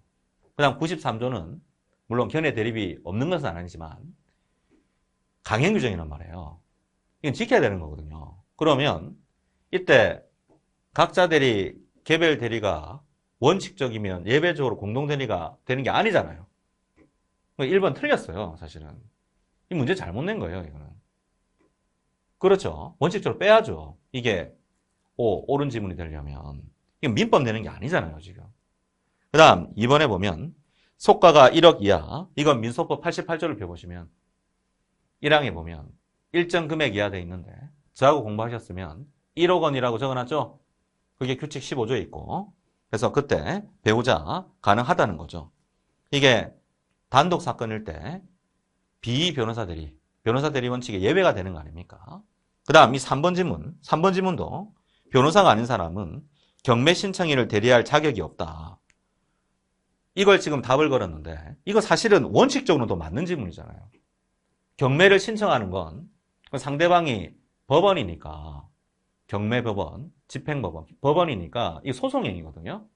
그럼 변호사 대리 원칙이 작동하니까 당연히 변호사 자격이 없는 사람은 대리권이 없는데 예외적으로 민소법 88조, 민사집행법 23조가 우리 민사소송법 준용하니까 따라서 민소법 88조에 따라 비변호사라 하더라도 변호사 아닌 자라 하더라도 단독 판사 허가 받으면 그 판사 허가 받으면 왜냐면 경매법원이 원칙적으로 단독 판사이기 때문에 허가 받으면 이때 허용이 될 수 있죠. 변호사 아닌 사람도. 그렇게 보면 변호사 아닌 사람 될 수 있으니까 답이 3번이다. 그렇게 생각하고 낸 것 같은데 이것도 출제를 할 때는 명확하게 출제를 해야죠. 즉 이걸 X로 잡으려면 변호사 아닌 사람은 원칙적으로 경매 신청인을 대리한 자격이 없는 것이다. 아니면 없는 것이 원칙이지만 원칙이므로 이렇게 해서 원칙이므로 변호사 아닌 사람은 경매 신청인을 대리할 자격이 없다. 이렇게 했으면 확실히 비변호사도 되니까 이거 틀렸지 하면서 이렇게 돼야죠. 답이 3번 이렇게 돼야 되는데 이것도 지금 1번은 원칙적으로 안 들어가야 되고요. 오히려 15번에 3번에 원칙적으로 들어가서 문제를 내는 게 맞는데 이건 거꾸로 냈어요. 제가 보기에는. 출제 잘못했어요. 제가 보기에. 자, 그래서 지금 가답안은 3번이 나왔는데 그 해설 가보시면 제가 길게 적어놨죠? 길게 적어놨고 제가 우리 뭐 강사 카페라든지 아니면 제 개인 카페에다가 이거 이의 신청하라 그랬잖아요. 이건 받아들여져야 됩니다. 이건 제가 소송하면 이길 자신도 있어요. 근데 또 소송하면 상대방이 또 법원인데 법원에 소송하면 찍히겠죠? 찍히겠죠. 근데 이건 출제가 잘못됐다고 봅니다. 자, 그 다음 4번에 보면 소송된 권한은 서면으로 뭐 해야 된다? 증명해야 된다. 이건 89조 1항. 89조 1항. 자, 그래서 저는 답이 3번, 1번 이렇게 보고 그다음 제가 처음에 문제 풀 때 이건 3번도 좀 이상한데 1번이 확실히 틀렸기 때문에 1번 이렇게 했는데 가답안이 3번으로 나와서 저도 황당했죠? 저도 황당하거든요. 자, 그래서 이건 1번하고 3번 담화대중이 맞다. 자, 그 다음 16번 가보시면 가장 옳지 않은 것은 이렇게 되어 있고요. 이것도 많이 사실 공부를 했던 문제들인데 1번에 보면 합의문에 관해서 맞춰진 원의무효 등기 말소권은 건 보존행위이기 때문에 보존행위는 각자가 할 수가 있거든요. 우리 민법 272조 단서죠. 그래서 1번 옵니다. 자, 그 다음 2번에 보면 공유물 분할 총회소, 고유 필속 공동성, 이거 사실 뭐 모르는 사람 없잖아요. 형성권의 공동기석, 형식적 형성에서 2번 O. 그 다음 3번 지문, 이것도 뭐 찍어봤던 거죠. 부진정 연대채무는 서로 양립이 가능합니다. 따라서 예비적 공동소송, 선택적 공동소송 할 수가 없는 거죠. 할 수가 없는 거죠. 자, 그래서 답이 3번이고 이건 문장이 틀렸어요. 범죄상 양립할 수 있으므로 이렇게 돼야 되거든요. 자, 그 다음 4번에 보면 고필은 이건 합의락정 소송이니까 이렇게 변론의 분리, 일부 판결, 추가 판결 하는 것은 허용되지 않죠? 허용되지 않습니다. 자, 그 다음 17번에 보면 제가 아까 중복된 소재 금지, 제소 금지 기판력 다 나왔다 그랬는데 이게 사실 제소 금지죠. 왜? 소치와 효과가 제일 중요한 게 제소 금지거든요. 그래서 17번에 1번은 266조 확결이 확정되기 전에 하는 것이고 이유가 틀렸고요. 그 다음 2번에 보면 이때 피고가 본안 변론했다면 피고 동의 받아야 되는 거죠. 2번도 틀렸고 3번은 267조 1항 소송 계속이 소멸하는 거죠. 그렇죠. 그래서 계속된 거로 보는 게 아니라 계속되지 아니한 것으로 보겠죠. 답이 그래서 4번이고 이건 조문을 낸 겁니다. 267조 제2항 이렇게 낸 것이고 자, 그 다음 18번 가보면 가장 옳은 거 찾아봐라. 자, 18번에 1번 지문에 보면 사문서죠. 자, 사문서는 우리 민소법 조문을 펴보시면 357조를 펴보면 사문서는 그 제출자가 진정 성립을 증명하는 게 원칙이거든요. 그래서 틀린 게 그 진정 성립을 다투는 자가 아니라 그 상대방이 아니고 제출자로 바꿔야죠. 1번 X. 그 다음 2번 지문에 보면 문서의 진정 성립. 자, 이건 사문서 진정 성립은 그 제출한 사람이 증명을 해야 될 것인데 이게 독립적 증거 원인설, 법관의 변론 전체 취지로서 따로 판단할 수가 있는 거죠. 그 다음 사문서의 진정 명의에는 제3자의 증언으로서도 진정 성립 증명할 수가 있는 거거든요. 그래서 2번도 X죠. X죠. 그래서 제3자의 증언 이런 것들이 뭐예요? 변론 전체 취지 뭐 이런 식으로 될 수가 있죠. 그래서 2번도 X죠. X죠. 증명할 수가 있는 것이고요. 그 다음 3번에 보면 상대방이 서증의 진정 성립에 관한 제출자의 주장을 인정했을 때 이는 보조 사실에 대한 자백에 불과하기 때문에 법원은 자백에 구속되지 않고 자유심증으로 성립의 진정 여부를 판단한다고 되어 있죠. 자, 그래서 3번 이것도 X죠? X죠. 그래서 이는 보조 사실에 관한 자백이지만 비록 보조 사실은 자백이지만 재판상 자백이 성립이 된다는 게 판례죠? 판례입니다. 그래서 3번도 X고요. 답이 4번이고 이 4번도 기출지문입니다. 4번도 기출지문이다. 자, 그래서 작성 명인의 날이만 되어 있고 그 내용이 백지로 된 문서를 교부받아 후일 그 백지 부분을 작성 명의 아닌 자가 보충한 경우에 있어서 이렇게 나와 있는데 원래 이게 2단의 추정과 관련이 있는 것이죠. 2단의 추정. 자, 그래서 계약서에 갑, 을이 있을 때 을 도장이 이렇게 찍혀 있단 말이죠. 그래서 을이 인장, 도용의 항변 뭐 이런 것들을 하면 그건 내 도장이 맞다는 건 인정을 한 거니까 인정이 자기 것이다. 그러면 이건 자기 의사에 기한 날인으로 추정이 되고요.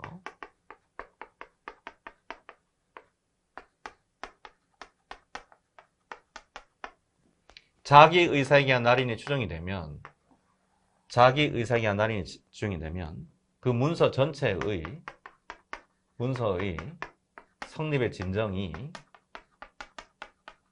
이게 추정이 되는 것이거든요. 이걸 뭐라 그래요? 이걸 2단의 추정이라고 그런다.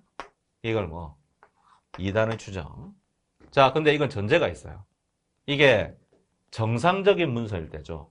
근데 이게 만약에 백지 문서예요. 백지 문서. 백지 문서가 뭐예요? 내용이 백지였던 거죠. 즉 도장이 먼저 찍혀 있고 그 다음에 쭉 이렇게 내용을 쓴 거죠. 그러면 이때 백지 문서라는 건 누가 증명을 해야 돼요? 을이 증명을 해야 되는데 이 증명에 성공했으면 이 2단의 추정 다 깨어지잖아요. 그럼 원칙으로 되돌아가서 이 문서를 갑이 냈다. 그러면 제출자가 작성 권한 있는 자에 의해서 이 백지 보충권이 행사되었다. 이걸 갑이 증명을 해야 되는 거죠. 그렇죠. 그래서 그 문서 제출자는 기재 내용이 작성 명인으로부터 위임받은 정당한 권원에 의한 것이라는 사실까지 증명할 책임이 있게 되는 거죠. 자, 그래서 답이 4번이고 이 4번도 시험에 출제가 됐었습니다. 그 다음 변호사 시험에도 출제가 됐었고요. 답이 4번이고 그 다음 19번에 보면 송달에 관한 설명 중에서 가장 옳지 않은 것은 돼 있죠. 자, 1번에 보면 송달은 그 송달 받을 자에게 서류의 등본 또는 부본을 교부를 해야 된다. 이렇게 돼 있죠. 자, 그래서 교부 송달의 원칙 1번 오고요. 그 다음 2번에 보면 179조죠. 법정 대리인에게만 송달을 해야 되는 거죠. 그 다음 3번은 법원 사무관 등이 처리한다. 175조. 송달 담당기관. 답이 4번이고요. 그래서 여러 사람이 공동으로 대리권을 행사하는 경우의 송달은 이를 모두에게 하여야 한다. 이렇게 돼 있죠. 180조에 반합니다. 한 사람에게만 하면 되거든요. 그래서 그게 이번에 출제 잘못했다. 그 15번에 1번 나중에 해설 읽어보시면 이때 이에 관한 판례가 있단 말이에요. 그래서 소송 대리인이 여러 명일 때는 무조건 개별 대리 각자 대리이기 때문에 우리 민소법 180조가 적용이 될 여지가 없다는 게 2011년 판례거든요. 판례 스스로 얘기했어요. 그러면 우리 객관식 문제에서 1번에서 가로에서 뭐라 그랬어요? 다툼이 있으면 판례 따른다면서요. 그럼 판례가 180조 공동대리할 여지가 없다 그랬는데 무슨 원칙적이에요, 원칙적은. 그렇죠? 자, 그래서 4번이 바로 답이 되고요.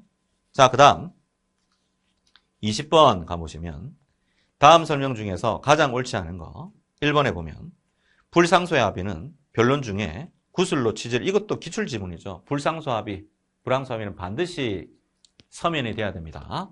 답이 1번이고요. 그 다음 2번에 보면 당사자 일방만 항소하지 않기로 이것도 2015년에 나왔잖아요. 그래서 갑만 항소하지 않기로 한다. 이건 안 돼요. 갑하고 을하고 다 합쳐야죠. 그래서 2번 O. 그 다음 3번에 보면 항소권의 포기는 다와있는데 이건 조문이죠. 395조. 이것도 기출지문이고요. 그 다음 4번에 보면 항소 포기의 의사를 표시하는 서면이 법원에 제출되기 전에 아직 효력 발생하기 전이다. 이때 약정을 해제하기로 합의하고 다시 항소 제기했다면 합의 해제 효력에 따라 위 항소는 당연히 적법하죠. 그래서 4번도 O 이렇게 되죠. O. 자, 그 다음 21번. 이것도 전부 다 기출지문들인데 가장 옳지 않은 거. 21번에 1번. 이걸 뭐라고 그래요? 항소 기각설이라고 얘기하는 거죠. 청구기각설이 아니라 뭐다? 항소기각설. 그래서 갑이 을한테 채무가 없다고 부존재 확인해소를 제기한 거죠. 그러니까 을이 있죠. 무슨 소리냐? 당신은 채무가 있는데 하면서 채무 이행해소를 제기한 거죠. 이걸 같은 재판부에 반소로 제기를 했다는 거예요. 그럼 여기가 본소, 반소가 되는 거죠. 자, 이와 관련해서 원래 원심은 부존재 확인 청구는 확인의 이익이 소멸한다고 봤죠. 그래서 갑의 소를 각하해야 된다고 이렇게 봤거든요. 왜? 갑은 이 소송에 청구 기각을 주장하면 되고 그 이상의 의미가 없다고 봤는데 우리 대법원 판례는 적법하게 제기된 부존재 확인의 소가 채무행의 반소가 제기되었다는 사정만으로는 확인의 이익이 소멸된다고 볼 수 없다. 확인의 이익이 있다고 했거든요. 그러면 이 판례를 좀 응용해서 이걸 제가 1심으로 고쳐볼게요. 1심으로. 그 다음 이걸 항소심으로 좀 고쳐보겠습니다. 그럼 소각화 판결이니까 갑이 항소하겠죠? 그러면 항소심은 확인의 이익이 있다는 게 되니까 소각화 잘못된 거죠. 근데 이제 본안에 들어갔는데 보니까 갑한테 채무가 있어요. 갑이 채무자 맞아요. 그러면 법관은 무슨 심증이 드는 거예요? 청구 기각의 심증이 든 거죠. 그러면 소각화 판결에 대해서 항소를 했는데 그보다 더 불리한 청구 기각 판결할 수가 없다는 게 대법원 판례예요. 그러면 어떻게 해야 돼요? 이때는 항소 기각을 할 수밖에 없다. 그래서 항소 기각 판결함으로써 이 소각화 판결을 확정시킬 수밖에 없다는 게 그게 항소 기각설 대법원 판례입니다. 그래서 1번은 O고요. O. 이것도 찍어봤었고 기출이기도 하죠. 자, 그 다음 2번에 보면 독립 당사자 참가 소송의 항소심에서 이것도 불이익 변경금지원칙 예외잖아요. 그래서 필수적 공동소송 이걸 준용하는 독당. 그래서 갑, 을, 병 전부 다 심판 대상에 해당이 된다는 거죠. 그래서 2번 O. 그 다음 3번 지문. 이것도 기출지문이죠. 자, 그래서 이건 여기 볼까요? 자, 갑이 있고 을이 있어요. 그래서 이 사람이 매수인이고 얘가 매도인인데 목적물을 인도하라 이런 청구소송을 해서 을이 동시 이행의 항변을 했거든요. 그래서 갑은 을한테 1억 원을 지급하는 것과 상환으로 동시에 을은 갑에게 목적물을 인도하라고 했고요. 그러면 갑의 입장에서는 일부 인용 판결을 한 거니까 갑이 항소했던 거죠. 근데 항소심에서 뭐라 그러냐면 이 1억을 2억으로 바꿔버리는 거예요. 그럼 갑의 입장에서는 더 불리해지잖아요. 왜? 1억 주면 갖고 올 수 있는데 2억을 줘야 되잖아요. 이것도 불변금에 해당합니다. 맞죠? 그래서 불이익변경지원칙에 따라 이런 판결하면 된다, 안 된다? 안 된다는 거죠? 안 된다는 거죠. 자, 그래서 3번 바란다고 할 수 없다가 아니고 있다죠, 있다. 답이 3번이고. 자, 그 다음 4번. 이건 찍어봤는데 이제 나왔다 그러죠. 그래서 원고가 청구한 채권의 발생을 인지한 후에 피고가 한 상경유예를 받아들여 원고의 청구를 기각한 1심 판결에 대해서 원고만이 항소했다고 적혀 있는데, 자, 이건 415조를 잠깐 펴보시면 우리 민소법 415조를 잠깐 펴보면 본문이 있고 단서가 있는데 제가 지금부터 강의할 건 단서가 아니고 본문이거든요. 상계 항변에 대해서 불변금을 적용을 하는 걸 말하는 거죠. 하는 걸. 자, 여기 보면 갑이 을한테 1억 대여금 이행 청구의 소를 제기했어요. 그러니까 을이 있죠. 갑한테. 무슨 소리냐. 나도 당신에게 1억 원 받을 게 있는데 1억 매매 대금 채권 이런 걸 주장하면서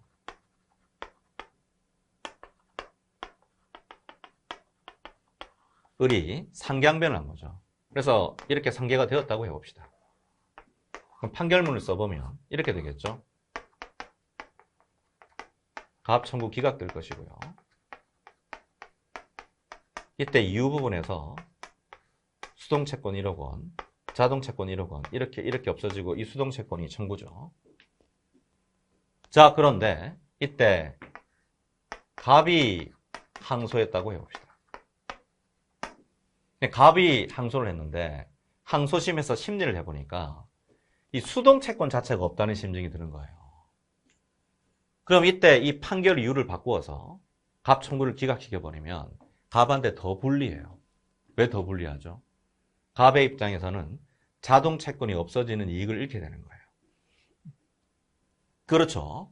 자, 그래서 이때는 할 수 없어요. 1심하고 똑같은 이유를 달아서 갑의 항소를 기각할 수밖에 없다는 게 판례고요. 그 다음 사안을 바꾸어서 문제를 바꾸어서 을도 항소할 수 있어요. 됩니다. 상계항변으로 승소한 피고 가능한데 을만 항소했다고 했을 때 항소심이 심리를 해보니까 A, 이 자동채권 자체가 없다는 심증이 드는 거예요. 그렇게 판단하는 것도 안 돼요. 왜냐하면 그렇게 돼버리면 이 수동채권이 없어지는 이익을 을은 잃게 되죠. 그럼 할 수 없어요. 이때는 1심과 똑같은 이유를 달아서 을의 항소를 기각할 수밖에 없다는 게 그게 4번 해설 가보시면 나오는 내용들이거든요. 그래서 이거 찍어봤죠. 제가 OX 강의할 때도 찍어보고 객관식 문제집 할 때도 찍어보고 기본사 할 때도 찍어보고 모의고사 할 때도 여러 번 냈습니다. 자, 그 다음 이제 22번에 보면 상소 이익에 관한 설명 중에서 가장 옳지 않은 것은 이렇게 돼 있죠.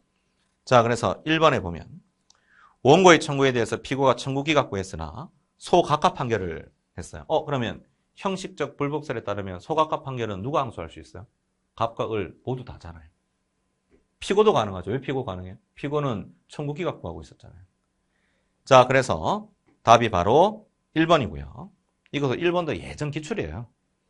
자, 그 다음 2번에 보면 원고의 소구 채권 그 자체를 부정해서 원고 청구를 기각한 판결과 소구 채권의 존재를 인정하면서도 상계항변을 받아든 결과 이건 아까 이거잖아요. 이거 상계항변으로 승소한 피고도 상소이익이 있어요? 없어요?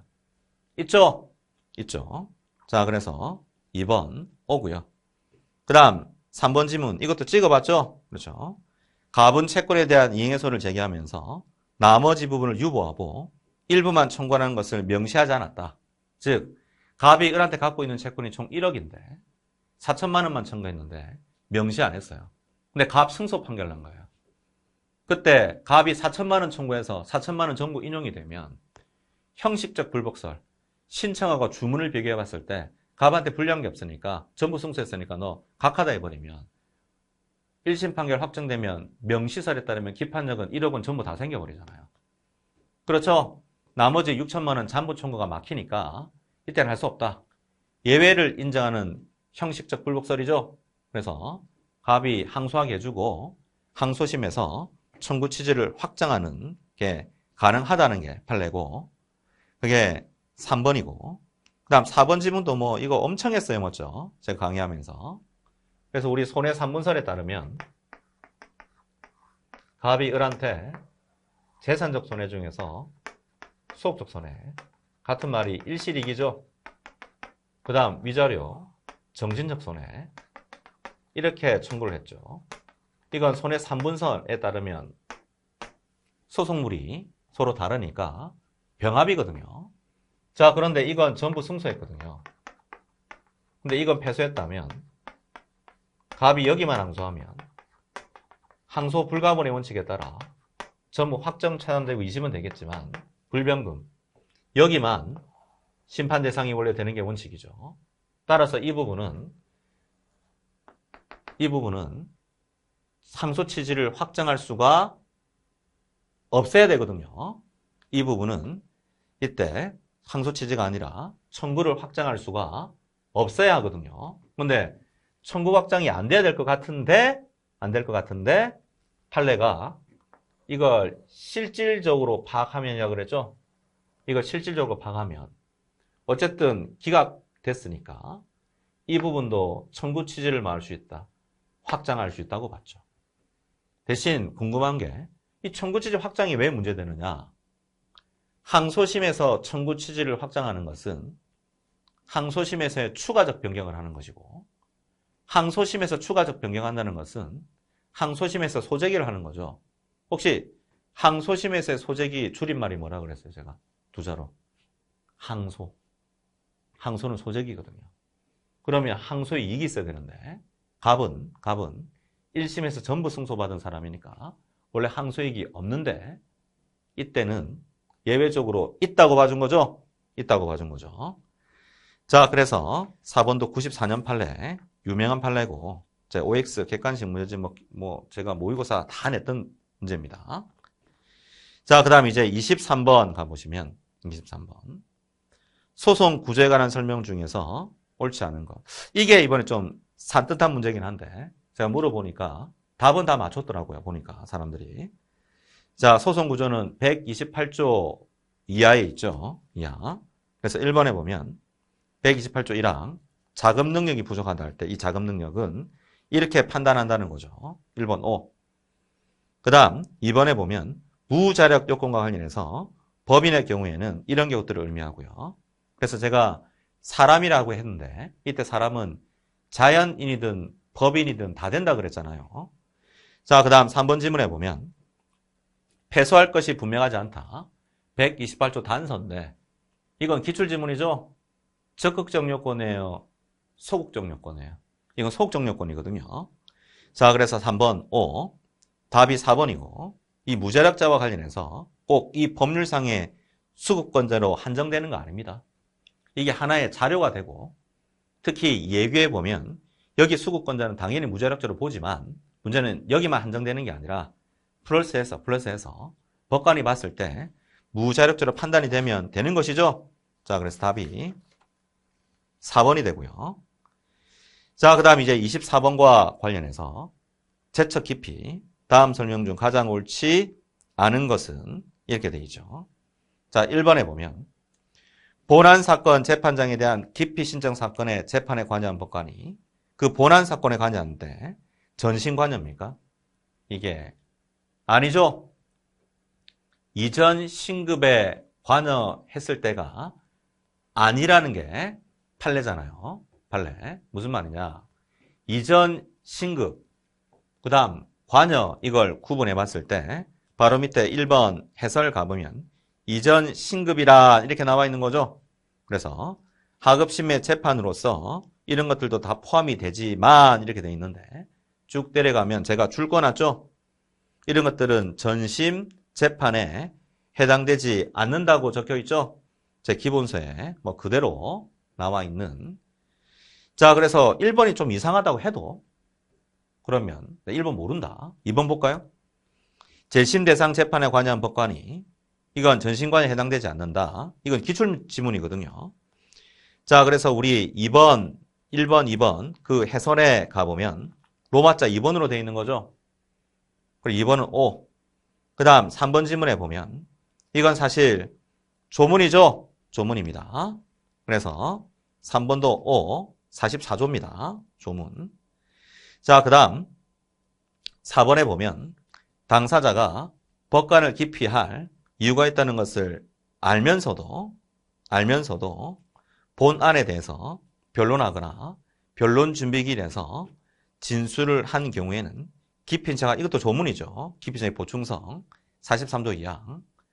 답이 1번이 되죠. 답이 1번이 되고요.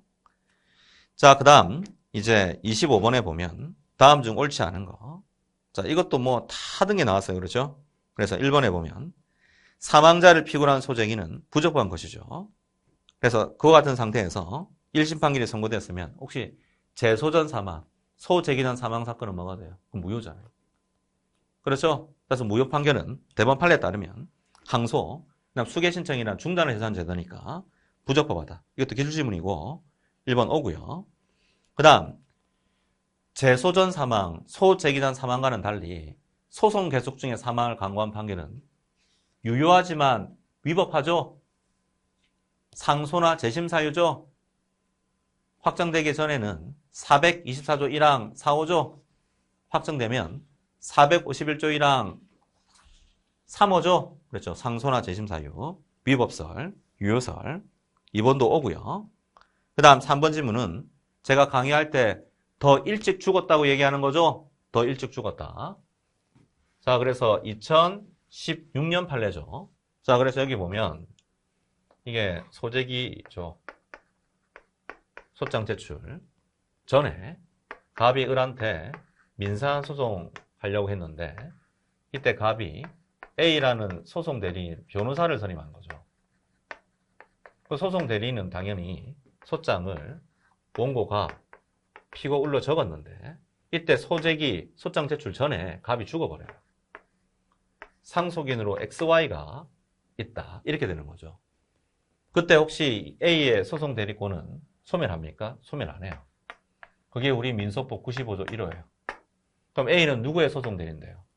XY의 소송 대리인이죠.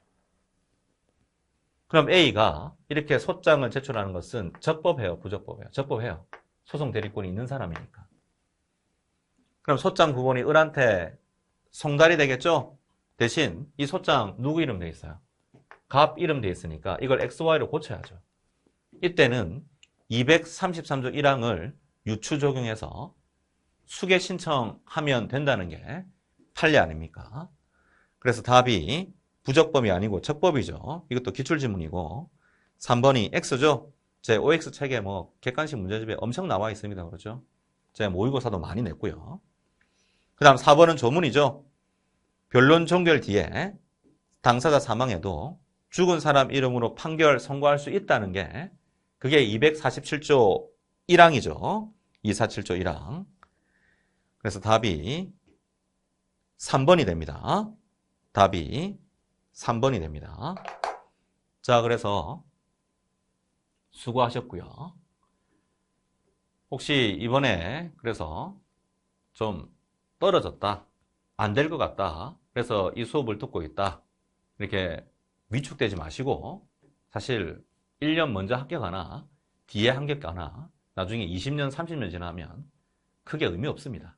크게 의미 없으니까 여러분이 일단 왜 떨어졌는지를 분석하고 특히 민사손법 같은 경우에는 전부 제 책에서 95% 이상씩 나오고 있기 때문에 그냥 열심히 그 책을 이해할 수 있는 실력을 쌓으려고 노력하시면 민사소송법에서는 피해를 받는 경우가 없을 거다.